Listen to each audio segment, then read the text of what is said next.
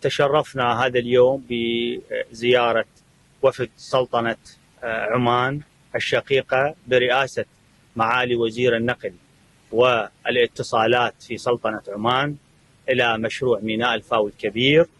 وتركزت الزيارة على الاطلاع على هذا المشروع الاستراتيجي الحيوي الكبير الذي سيكون له دور كبير في إنجاح مشروع طريق التنمية.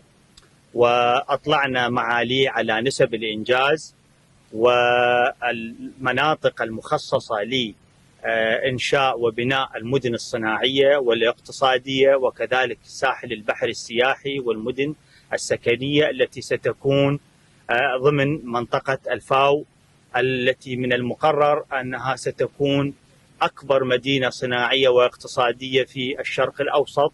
كذلك أطلعنا معالي والوفد المرافق له على المقطع الأول لانطلاقة مشروع طريق التنمية. الوفد بصراحة الوفد السلطنة أبدى ارتياح كبير حول ما شاهده ولاحظه من عمل كبير وجبار قامت به الحكومة العراقية، حكومة الخدمات برئاسة المهندس محمد الشاعر السوداني، ممثلة بوزارة النقل، الشركة العامة للموانئ العراقية، واعتبروا هذا العمل هو إنجاز كبير للعراق وللمنطقة. مرة أخرى سعداء جدا بزيارة الأخوة الأشقاء لمشروع ميناء الفاو الكبير. طبعا سعداء بوجودنا هنا في مشروع ميناء الفاو الكبير. في الحقيقة مشروع الفاو الكبير حسب ما نرى هو بوابة رائعة لطريق التنمية. قبل يومين تعرفنا بشكل موسع مستفيض عن طريق العروض المرئية على مشروع طريق التنمية، ويعني أعجبنا بمكوناته. واليوم طبعا يعني تعرفنا عن قرب عن بوابة المشروع هذا. الميناء ما شاء الله يعني ميناء رائع، وكذلك مكوناته يعني حقيقة نحس أنها راح تكون مهمة جدا للتنمية الاقتصادية الاجتماعية وكذلك التنمية الصناعية على ممر طريق التنمية. نحن نرى أن هناك مجالات عدة للتعاون مع أخواننا في العراق في هذا الشأن.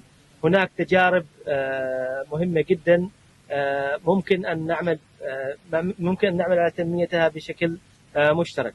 الميناء من الواضح المكونات الرئيسية فيه هي لعبور البضائع من خلال الحاويات، وكذلك ما يسمى ب يعني الموانئ الجافة، وهناك مكونات أيضا للمواد السائبة والسائلة.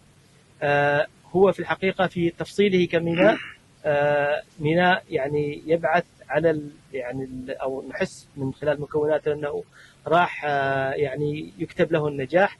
ونتمنى أن يكون للشركات في الجانبين من الدولتين إن شاء الله الفرصة للمساهمة في تنمية هذا المشروع.